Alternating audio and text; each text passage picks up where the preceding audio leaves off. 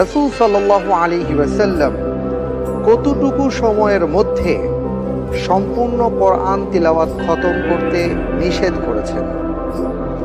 ক, 1 দিনের কম সময়ে, খ 2 দিনের কম সময়ে, গ 3 দিনের কম সময়ে, ঘ 1 সপ্তাহের কমে। হাদিসের মধ্যে এসছে একটি নির্দিষ্ট সময় আল্লাহ রাসূল বলেছেন যে এর আগে কেউ দ্রুত করে তিলাওয়াত শেষ করে দিবে।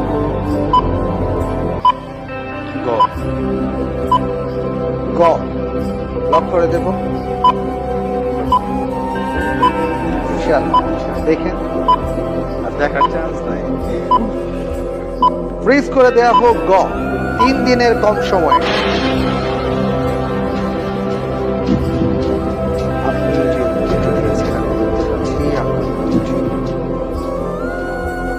সঠিক উত্তর। আলহামদুলিল্লাহ।